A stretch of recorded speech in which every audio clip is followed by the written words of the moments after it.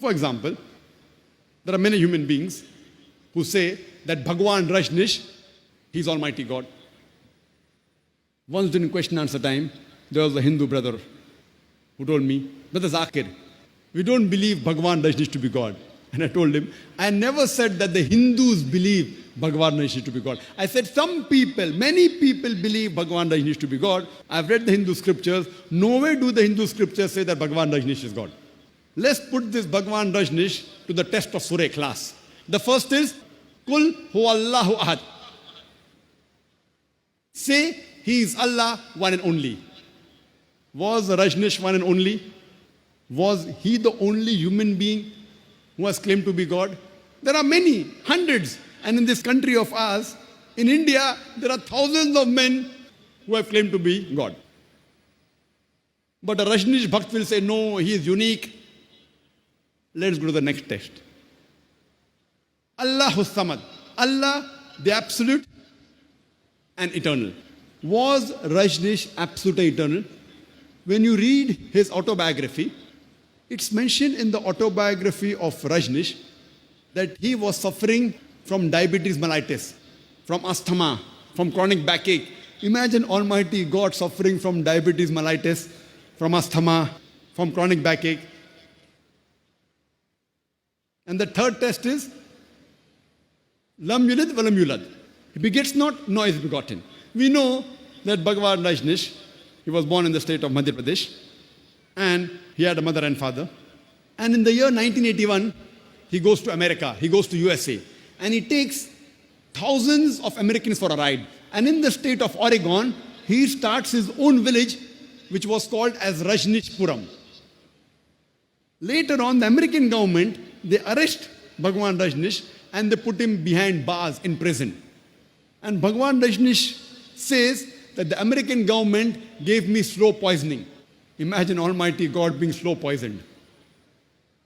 And in 1985, the American government kicked Bhagwan Rajneesh out of USA, and he comes back to India and goes back to the city of Pune in Maharashtra, the state where I come from. And he goes back to his old center and gives it the name, the Osho Commune. And if you go to the Osho Commune, and I've been there several times, it's mentioned on his samadhi, Bhagwan Rajneesh, Osho, never born, never died, but visited the earth from the 11th of December 1931 to the 19th of January 1990. Never born, never died, but visited the earth from the 11th of December 1931 to the 19th of January 1990. They forgot to mention in his samadhi that he was not given visas to 21 different countries of the world. Imagine Almighty God coming down to this earth. He wants to visit the world and he requires visas. He was not given visas to 21 different countries of the world. And the Archbishop of Greece said, if you don't remove Rajneesh out of this country, we will burn his house and the house of his disciples. And the last test, Walam yakul lahu kuffan ahad. There's nothing like him. It's so stringent that no one besides the true Almighty God can pass. The moment you can compare God to anything in this world, He is not God. Walam yakul lahu kuffan ahad. And we know Rajneesh, like us human beings, he had 2 eyes, 1 nose, 2 hands, white beard, he wore a white robe. The moment you can compare God to anything in this world, He is not God. Walam yakul lahu kuffan ahad. There's nothing like Him. For example, if someone says, Almighty God is 1,000 times stronger than Arnold Schwarzenegger.